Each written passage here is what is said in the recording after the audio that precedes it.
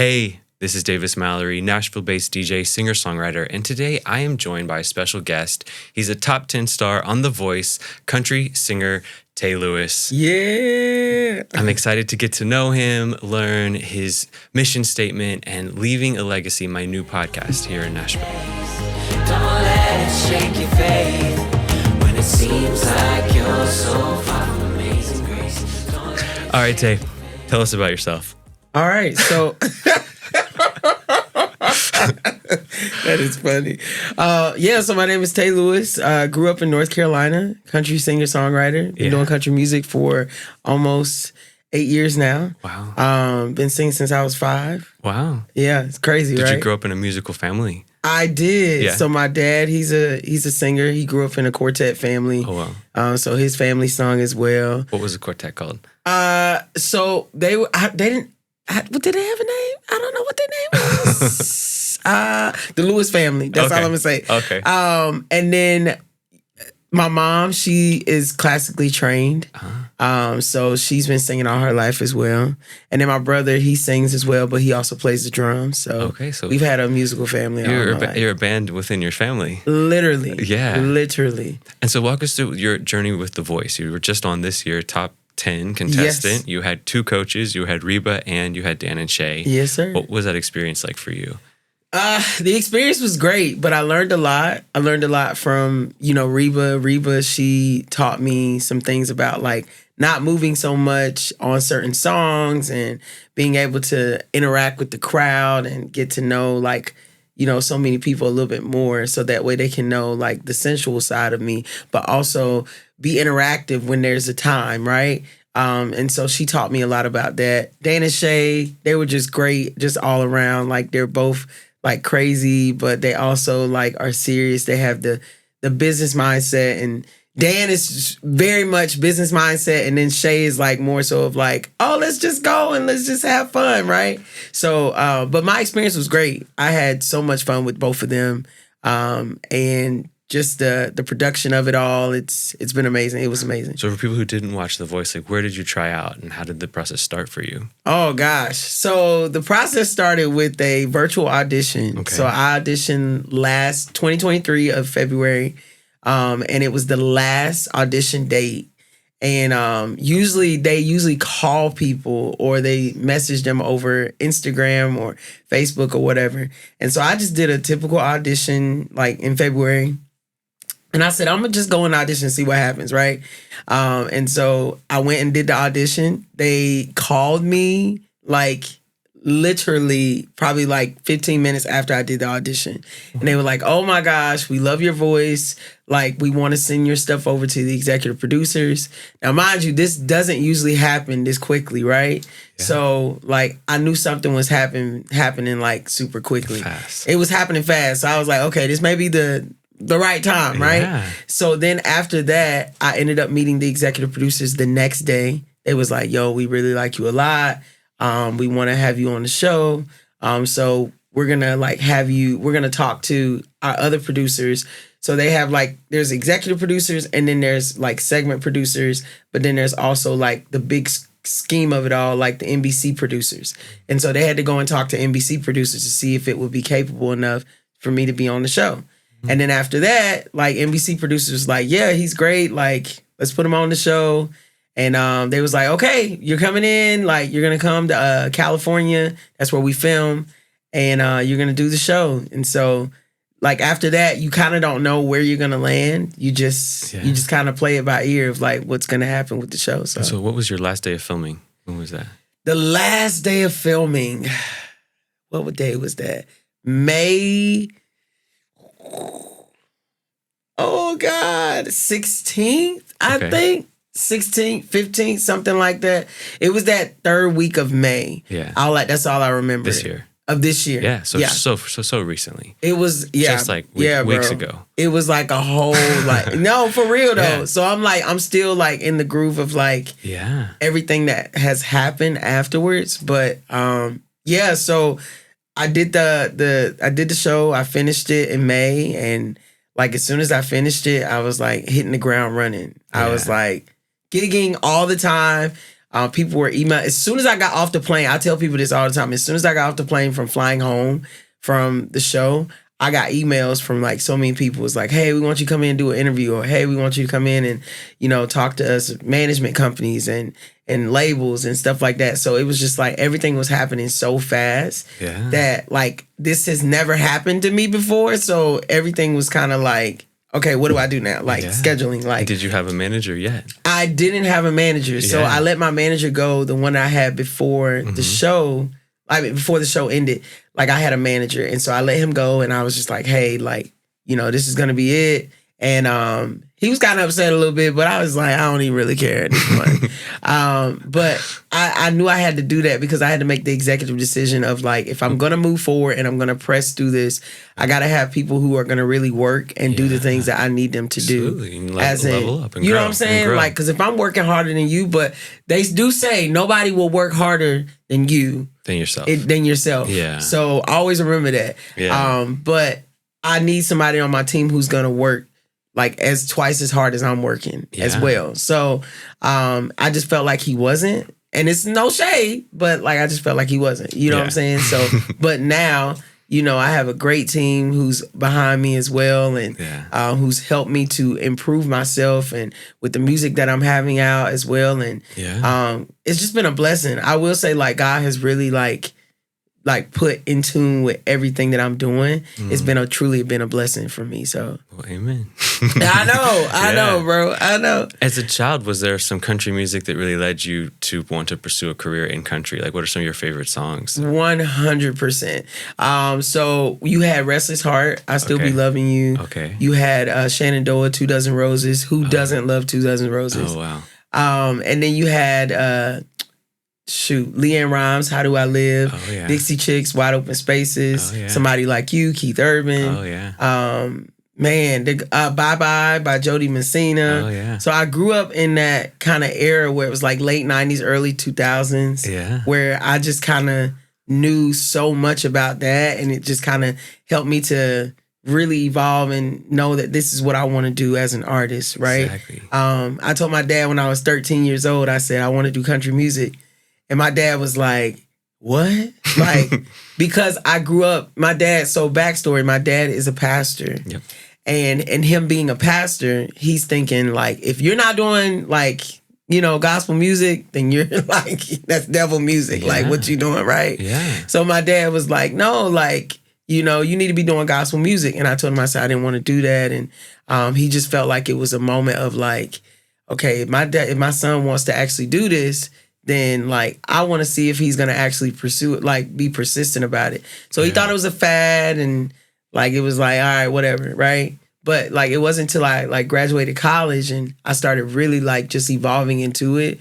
And he was just like, okay, my son really wants to do this. Did you study music in college? I didn't because my dad was like, just go to school and figure something out, like instead of, you know, music, because he's been in the business. My dad was like also like signed as well as an artist with his quartet group. Oh, wow. And so he's seen the business side. And so he just didn't want me to be a part of that. Yeah. He wanted me to kind of just be like, you know, be a kid or just be like, you know, an adult, like a regular adult, get a 9-to-5. But I felt like to me that was like not my life. Yeah. But also you shouldn't even introduce me to music. You know what I'm saying? Like you should have just been like, no, we're not gonna have no music in the house.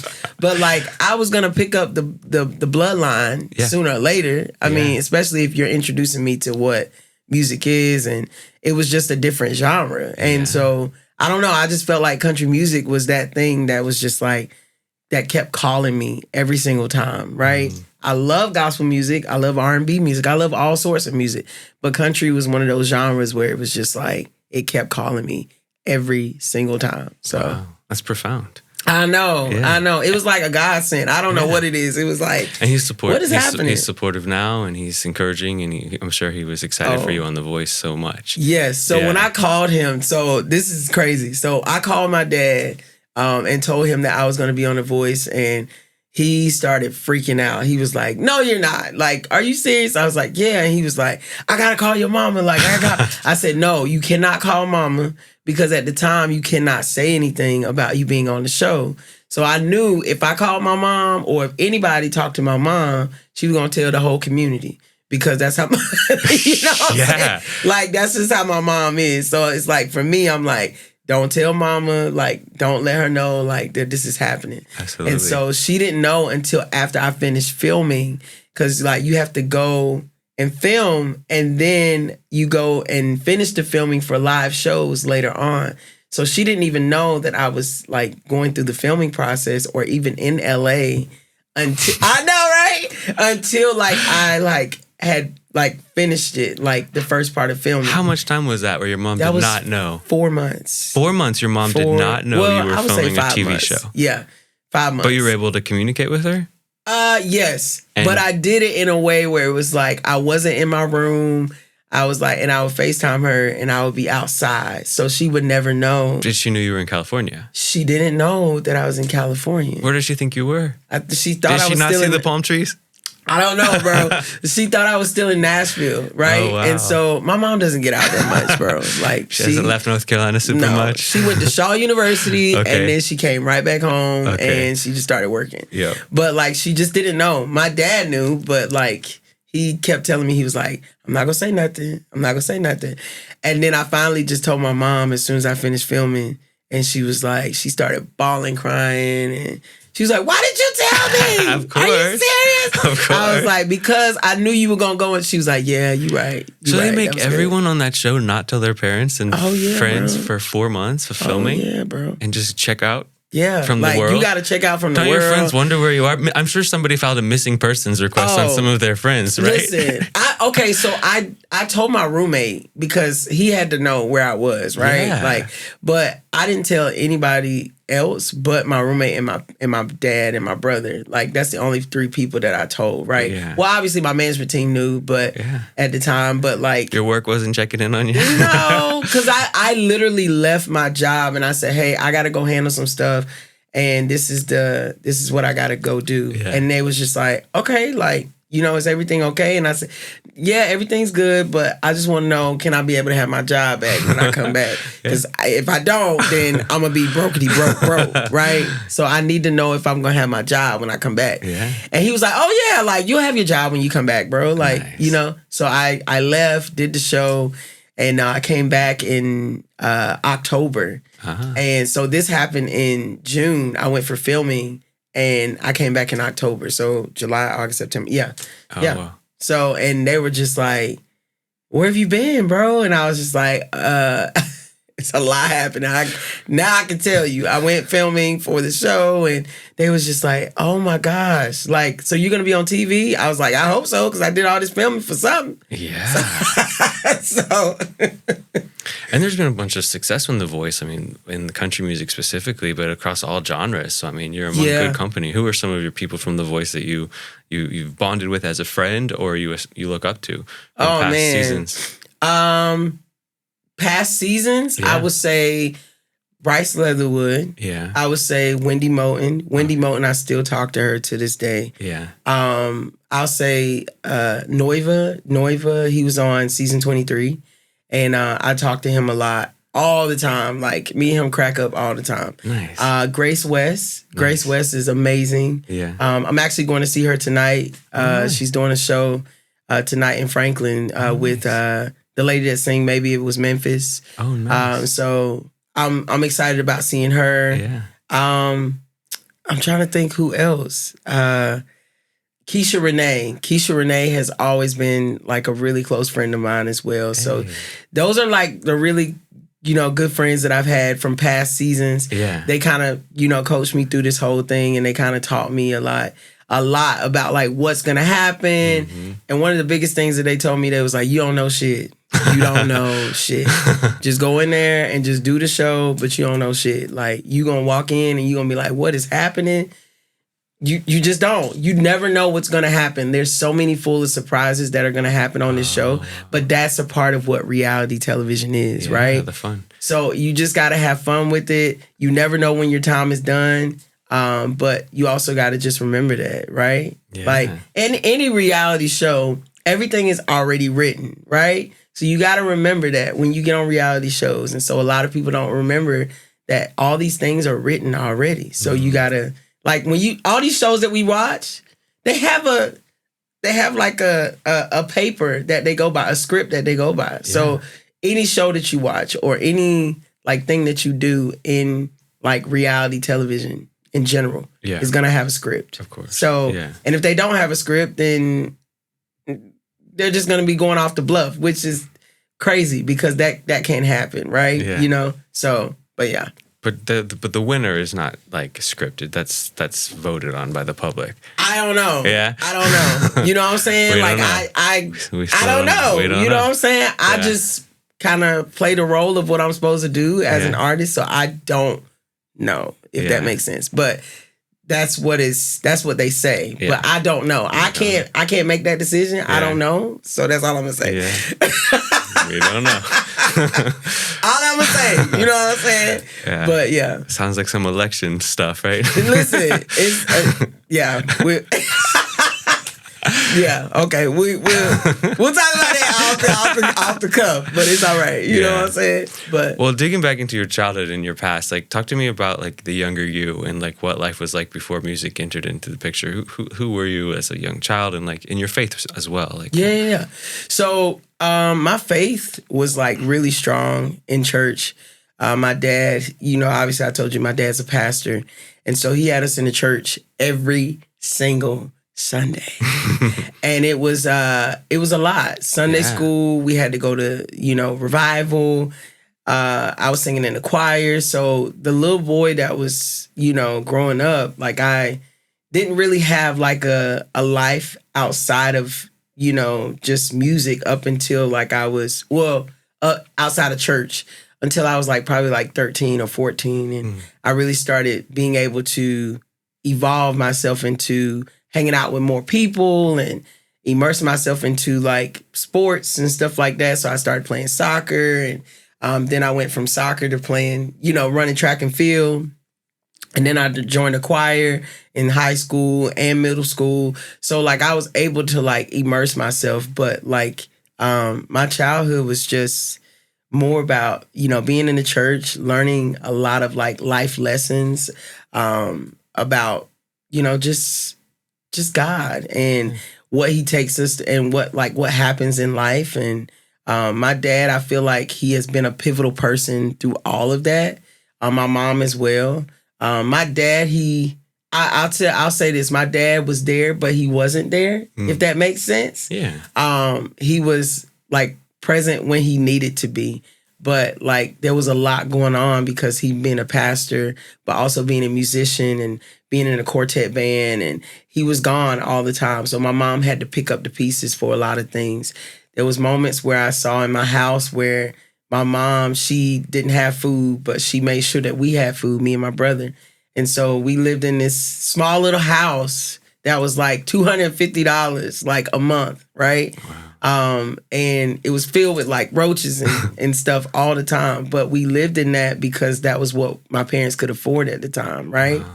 So like I'm so grateful for the things that happened in my life because it made me the humble but also grateful person that I am now. And so that's why I push so hard. A lot of people ask me all the time, they're like, why do you push so hard in what you do?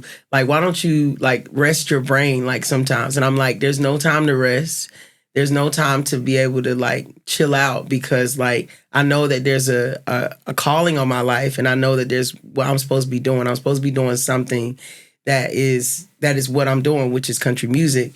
And I know that this is my calling, so I cannot just stop just because life wants me to, or like y'all want me to stop. No, I'm not going to do that, right? Yeah. I'm going to keep pursuing it. I'm going to keep going because I know that there's somebody behind me that is probably going to be, that's looking up behind me and saying, yo, like I want to be like Tay. Yeah. I get so many of those messages all the time. Yeah. But that shows me that I'm doing the work that I'm supposed to be doing for God, So what led your father to be a pastor?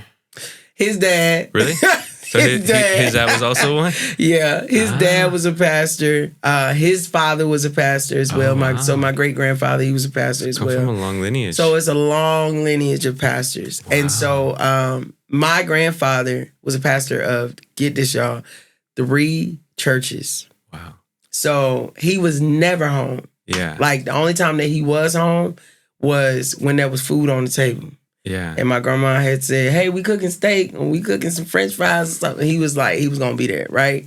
But when it came to like just being in the house in general, he was never there. But that was because he took the responsibility on to pay the bills, but also make sure that like he's taking care of the people at the church. And so it was a lot happening for him, but like he also knew that the assignment was for him to be called to be a pastor. And so my dad, he kind of looked up to his father as, you know, per usual. That's what most guys do. They look up to their father, what they do. And so my dad, he just took the reins and just said, hey, you know, this is my calling. This is what I'm supposed to be doing as well. And so he started doing that and started doing music as well. And that's what he's doing. So, wow. Yeah. Do you have a favorite Bible verse or something that comes to mind that you still resonate with? I have the scripture here. You probably can't see it. I can't see it myself. Yeah. Oh, I see it now. Is it Psalms? Ephesians. Hebrews. Hebrews 11. So Hebrews 11:1. Okay. Now faith is the substance of things hoped for and the evidence of things unseen. Wow. So like a lot of times we want to like look at it in a perspective of like, why isn't these things happening? Why isn't these things like progressing as fast as possible? But like, we're not looking at, do you have faith in yourself? Or do you have faith in who you are, right? Do you have faith in what God can be able to perform or what God can be able to do for you in your life, right? So if you have the faith, you can be able to do those things. But without faith, like, you can't prosper anywhere, right? Yeah. But you got to have the faith. So that's why like that scripture is so evident, because like you got to have faith even when you can't see it, even when you can't see that God is working, even when you can't see that things are moving. Like you just got to keep the faith. You got to keep pursuing and pushing as far as you can. So they say faith can move mountains, right? Come on, bro. Yeah. You better know, dog. You better know. Yeah. Yes, sir. So, and you're still a believer, you still pray. Which is amazing. In today's entertainment society, it's not always so easy. Yeah. And it's not so prevalent. So, but I will say, like, with country music, and that's what I love so much about it. Yeah. Country music, there's so many Christian faith-based people in country music. Like, I look at people like Lainey Wilson, or I look at people like Jody Messina, like she talks about her faith all the time. Bailey Zimmerman. Yeah, Bailey Zimmerman. And I look at Shannon Doa. Shannon Doa, they talk about their faith all the time, right? Yeah. I remember I was talking to the lead singer of Shannon Doa at CMA Fest, this past CMA Fest. And he was talking to me about just God in general. He was just like, man, like, I'm so grateful to still be, you know, doing this. And you know, God could have had it another way. You know, God could have told me, like, this is my time to be done, but I'm so blessed to be doing this. And even at the age that I am, I'm almost 70 years old, and I'm still rocking it up here and still gigging. And that doesn't happen, right? Like, a lot of people, like, close to 70 years old, they sitting down on their ass and just, like, you know, watching TV and drinking a pop and eating whatever, right? Yeah. But like these guys, they are like still gigging. They're still doing what they do. And so like there's people in country music that talk about that profess their faith all the time. Yeah. And that's what I love about country music is that you have to profess your faith even through like what this industry is. Because this industry is a dog-eat-dog world. Yeah. But you got to have the faith. Like, and that's why if you don't, it's going to eat you alive. Yeah. So, I mean, have you ever felt you were in a position where you might have to hide your faith or compromise your faith in the entertainment industry or in life in general? I would say the only time that I feel like I had to hide my faith was being on the show. Yeah. Because a lot of times being on, you know, reality shows, like they don't really want you to talk about much of your faith as much. Yeah. Because when you talk about your faith on those type of shows, like it kind of ruins their audience. Sure. Because there's some people that probably watch the show that don't believe in God, right? Yeah. And so they want to give you the best of their ability to shine the light on you as much as you can, especially if they want you on the show, right? Yeah.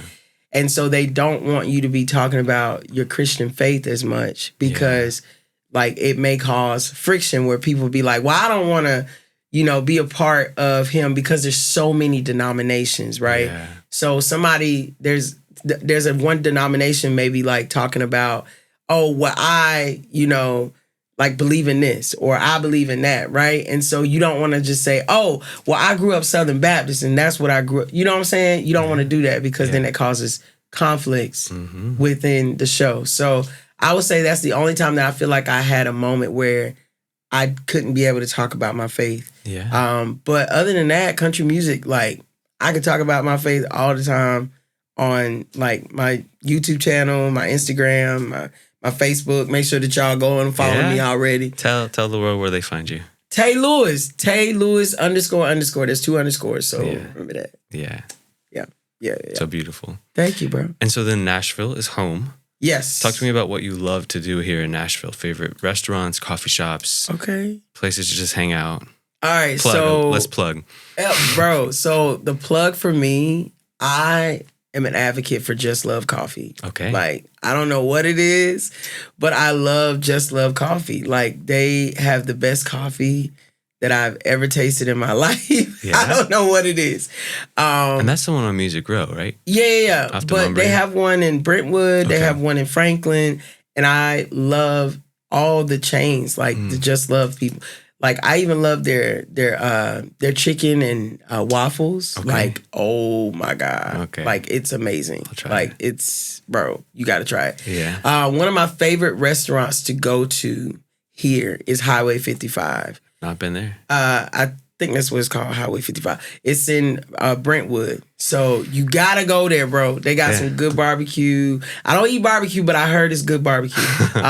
Their chicken there is amazing. Their salads, A1, bro. I just love everything about it. Like it's a good restaurant. So I don't get out much like to eat. Because like I usually eat my food at home. You cook a lot? Yeah, I prepare my food, bro, because these prices here is expensive. Yeah. And so for me, I'm like, I can't handle it, dog. I had dinner last night somewhere and I was so disappointed in my meal. And the whole time I ate it, I was like, oh. What did you eat? It was snapper, so the fish, but they cooked it too much and it was just like burned and it didn't taste good. Listen, I had that happen to me for DoorDash one time. Yeah. I was like, you know what? I'm hungry. It's 2 a.m. Like, I really need to eat. Like, you know, it's better for me to just get something to eat and then, like, you know, just work out in the morning. You know? And so what I did was I went to Wendy's, or I got DoorDash Wendy's, and the fries were cold. Literally the chicken nuggets were cold. I was like, what the hell is this, bro? Like, I was so mad at that whole meal. Yeah. Like, I gave them a 1 star because I was just like, yo, this meal is trash, dog. Yeah. I have never had a meal where it was like super cold from DoorDash. And it was like, I didn't even finish it. I was like, you made me spend $30. Like, cause you know, you got to spend 15 to 20 on the meal, but then you got to spend another $10 for them to come and drive. Exactly. That's crazy, right? That's ridiculous. I tell people that all the time. I'm like, you might as well just go to the restaurant if you're going to have to spend $10 for somebody to drive to your house. Like, that's stupid. Like, I don't understand it. DoorDash, y'all jibbing people. Yeah. We're not going to talk about it. Not working. It's not. No, it's but not. But in desperate times. In desperate times, right? I've done it too. Oh, yeah. Oh, yeah, bro. Oh, yeah. Yeah. Well, so back to like, what do you feel is your mission statement with your life? Like, what's the purpose you feel that you want to do with this career you're in the middle of, or the beginning of, really?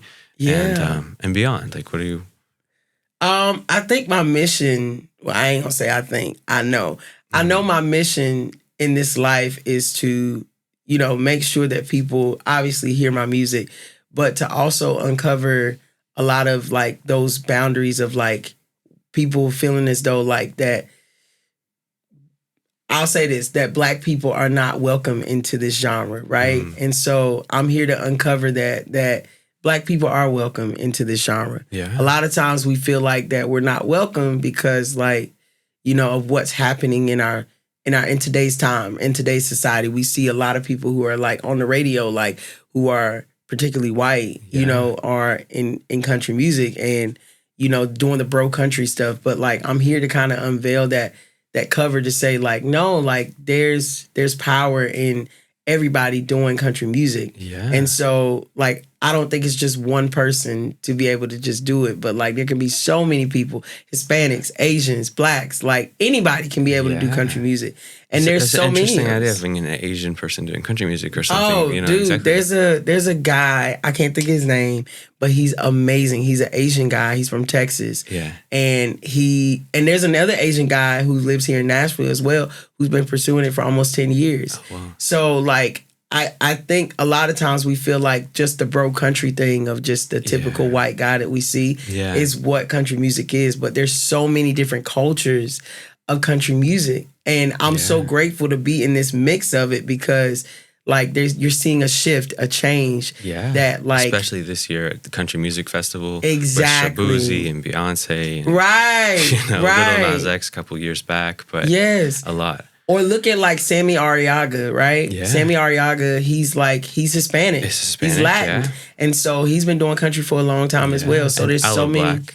Right. Yeah. You know what I'm saying? So there's so many people who are doing country music. So I'm here to also move that meter, right? That's my mission. That's my goal is to move the meter to say that there's so many other cultures and that are doing country you music. Played, like I've been playing country music and your songs get thrown in the mix. So Yes, you're sir. getting played a lot. Yes, and you just sir. released a new single today, Knowhere. I did. Talk to me about that song. Okay, so Knowhere was originated from just like any type of, feel good song, like, and it kind of originated from me and my ex-girlfriend at the time when we were dating. And so we would always like talk about, we need to go somewhere, like we need to hang out, like, cause we feel like we don't hang out as much, right?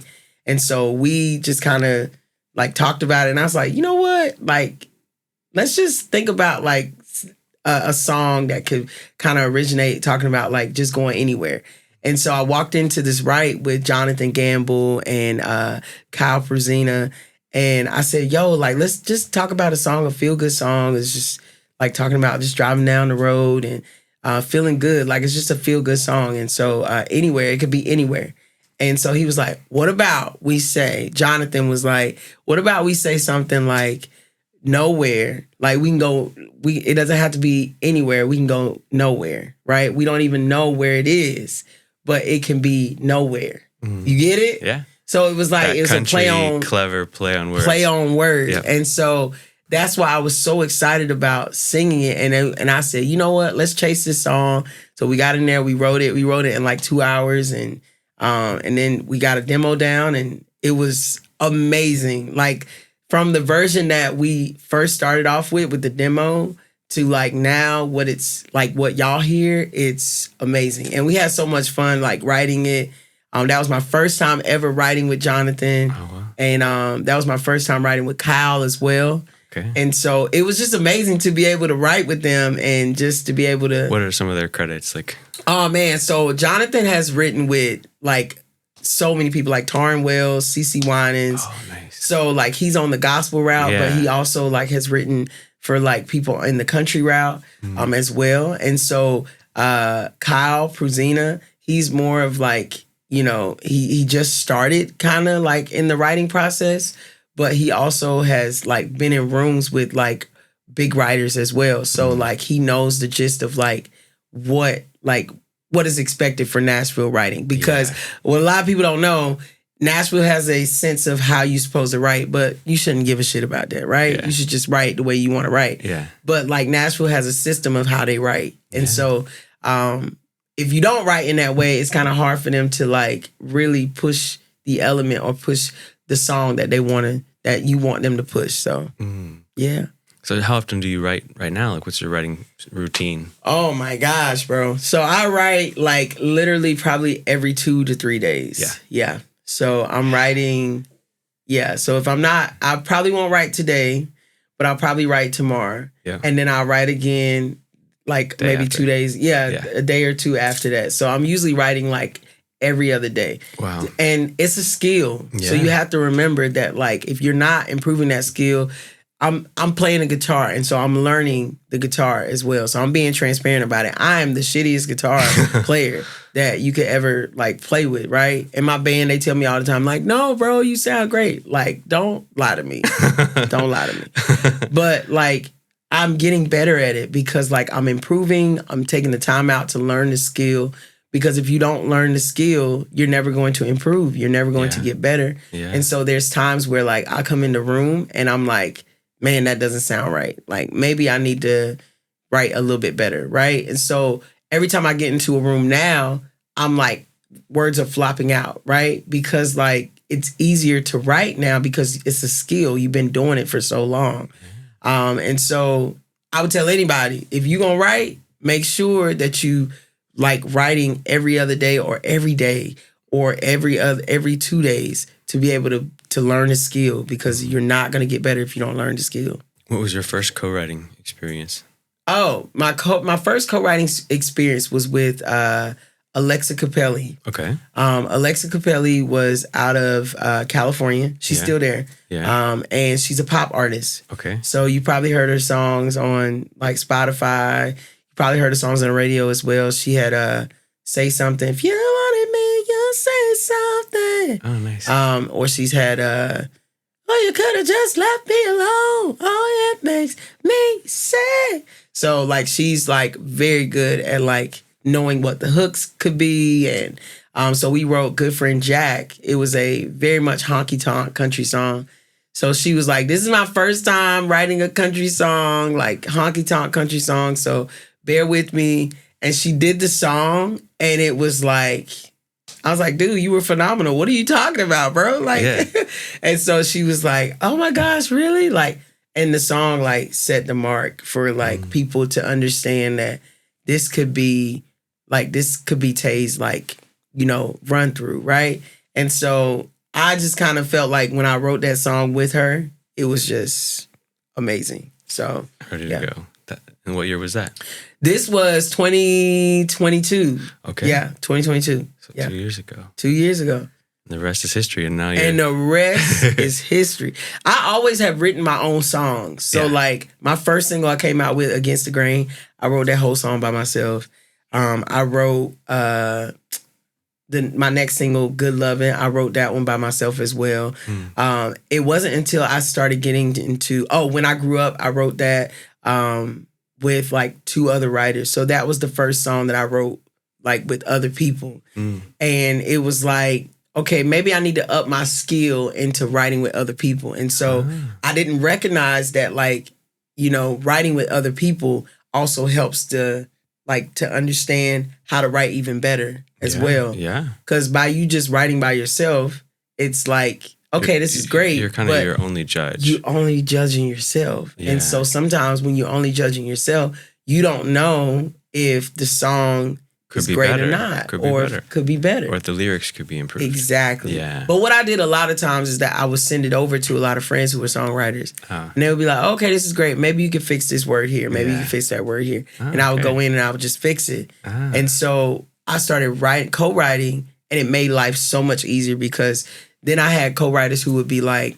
that shit sucks. That is not it. Yeah. Let's try something else, right? Yeah. Some of the topics that I would come in with, I would be like, I wish you would hear the songs that I wrote when I first started. And this is for every songwriter. When you first start, you're not going to write the best songs. No. You're going to write the most shittiest songs that you will ever write in your freaking life. Yeah. But you got to go through that. You got to eat shit for a little bit. And we just talked about that. You got to eat shit for a little bit in order for you to be able to grow as a writer, as an artist. You know what I'm saying? And if you don't do that, then you're never going to like prosper. Yeah. You know? So, yeah. Is there a word of wisdom or a life lesson you've experienced in recent that you might want to share with our listeners? Oh, man. Something that could have gone on today or just this week? Yeah. So I think one of the biggest things, I would say Reba, she told me to never like settle for what you know that you can do. So I think for me, that was one of the biggest things because a lot of times I felt like I was settling because of what Nashville makes you feel like, right? And so Reba told me that like at set, like when we were on set, she was like, never settle for what you know that you're supposed to be doing. So if you always settle, then it makes people feel like that, you know, you're an artist that's trying to, how can I put it? You're trying to like latch on to something, right? But never put down your guard. Always like really just grow and push and just get there as far as you can, right? Because if you're never gonna get to the point where, like, I would say this. I tell people this all the time. When you've gotten to a place where you just say, I don't give a two flying lips, then I don't give a two flying figure lips. Yeah. Okay. If you get to that point, then that means that you're doing something right? As an artist. Yeah. And so that is kind of like what Reba was saying, is like, never settle. Like, get to that point where you like, I don't give a flip what's happening. I'm going to do what I have to do. Yeah. And a lot of people tell me, like, all the time, the persistency, the consistency that you have as well is what is pushing people to want to listen to your music. Not because of the music that you have out is great, but like the consistency that you're having every single time that you put a song out. Everybody wants to be a part of it because you make people want to be a part of it. Every time I get on stage, like, I had a booking agent who told my business manager one time, yeah, he was great, but like, he just seemed a little nervous on stage. And she was like, that was bullshit, because you know what? You don't want to sign him. And that's okay, but I'm going to keep moving, right? But you just got to be able to understand that there's going to be people that really don't want you to be a part of what they're doing because you're either intimidating or you're just like not their cup of tea of what they want. Yeah. But you just got to keep growing and you got to keep moving until you find a team that really understands you and supports you for what you do. Yeah. So finding your tribe and find your tribe, bro. Yeah. Like, and Nashville will really teach you that. Like, Nashville really teaches you that you have to find your tribe. You have to find the people that really want to see you succeed. Because if you just like out here and just doing whatever, then like, and nobody's coming to you and saying, hold on. What are you doing? Like, you need to figure this out. Let's assess this. Then that means that like you haven't gotten there yet. Yeah. You haven't grown yet. You haven't like fully evolved yet, right? You got to get to that point where you just like, I don't give two flying figure flips.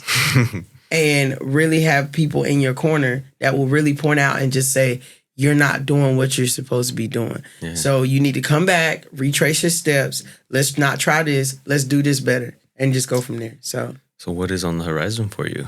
Right now, the song just came out today. So we're grateful for that. Single release day. Single release day. Praise God. Yeah. But we got another single coming out next month. Okay. Which is crazy. And this song... Can you tell us the title? Oh, yeah. So the song is called Gold. Okay. That's coming out next month. Nice. And this song was written with Hunter Hayes. Oh, cool. I know. I'm so excited. Wow. So Hunter, and we got some great content coming. Hunter is amazing. I love that guy. Yeah. He's one of my favorite writers. Yeah. And like, I got into a room with him and just wrote like the song with him. And I wrote with... it was him and then Cameron Burdell and then Bonnie Baker. Oh, cool. And they all write together all the time. But like I got into the room with them and Hunter was like, yo, we need you right now to like get on this track and like record your vocals on this track. And so I was like, all right, cool. Like I come in and I record. And Bonnie, she insisted, she was like, Tay, come on in and record. And I went in there and recorded and you know, he took me through the wire. I'm not even gonna lie to you. He took me through the wire because he wants the best. Yeah. And so he knows, like, he's on that producer route where he knows, like, this is how it should sound. So let's go back and fix certain things. Oh, cool. And so that's what he did throughout every song. And so... long process? Or it was a long process, bro. It was a long process. I would say the process was, like, about... I went in and I recorded one day, but then I also had to go back and like record some stuff. So it was a long process a little bit to like get the song done and finito. Yeah. But I'm super grateful for it because now everybody can hear it. And it probably sounds phenomenal. Oh yeah, bro. Yeah. Like, but it took a little bit of time because like without anything of like patience, like, you know, with the song, it's never going to get where you need it to be at, right? So you gotta have patience for the song. I wanted to put that song out so bad, like last month, and I was like, we need to put this song out now. Like, what the heck? And then I had to realize, like, no, let's kind of chill out a little bit. Let's not put this song out right now, right? But I'm feeding my people so many songs right now because I wasn't able to do that when I was on the show. Mm-hmm. Like I had a whole year where I wasn't putting music out at all. And does The Voice own the copyright or the label No. side of publishing? No. So like once you're out of the, because you have to sign a contract and you have to be under an agreement with them stating that like whatever you put out or whatever you post, like they all have ownership of that up until like you're out of their contract. So like once I got cut, I was done from their contract. Oh, okay. Which is grateful because I get to be able to put out music. You know what I'm saying? Yeah. But I was able to put a single out. I was able to put out this single today, and then I'm putting out another one, and then we got another one after that. So like we stack with like some music. You writing? Yes, sir. You writing? Yes, sir. But we finding like the songs that need to be put out. So I have another song that's coming out right after Gold. We got another one coming out, but I can't tell you that one because that's a feature. But there's another song that's in the works as well with the guy I've been I have basically did a show with. I opened up for him and we're gonna be like putting out a song as well. Okay. Can't tell you his name yet because it's supposed to be a surprise. So I'm telling you too much already. You know what I'm saying? But like it's a big artist. And so me and my team, we're like, as soon as we got the call and he was like, yeah, I want to do a song with this guy. And we were like, wait, what?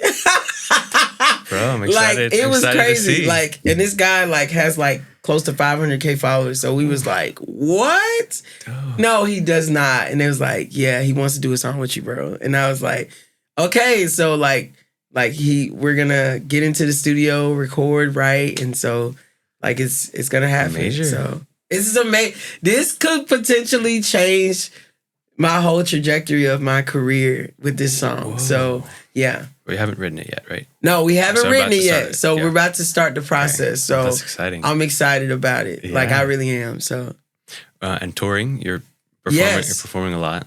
yeah, so touring right now. We are kind of like taking a chill right now for August. Okay. But when September hit, we got a couple of festivals. We're going to North Carolina, and then from North Carolina, we're going to South Carolina. And then after that, we're coming back, and we have to go to Kentucky. So we got a couple shows. Nice. And then I think we're possibly doing the 10 Roof Tour as well. Ooh. So we're possibly doing that. Yeah. So there's a lot that's happening. A lot going on in the world of Taylor. A lot going on. And I don't have a lot of time to rest. But I'm trying to figure out how I have even time to work out as much as I do. Like, because like, it's a lot. You know what I'm saying? Yeah. But this is the life that I've wanted. This is the life that I'm living. And I'm grateful for it. And so just know if you want to be an artist, that this is what you're going to have to go through. So Well, I'm grateful that you came and made some time for me. Bro, And sat of with me. course, dog. Super am. Thank you. And No everyone problem. go check out Knowhere out today. Yes. And stay Make sure that tuned. y'all check that out. Knowhere is out today, July 19th. Make sure that you go get that. It's all on any streaming platforms, Apple Music, Spotify, Amazon, whatever you got. Like, just go ahead and get that single right now because we need all the streams as possible. Plug. Yep. Thanks again, Tay, for coming by today. Thank you, bro. Yeah. Thank you. Woo.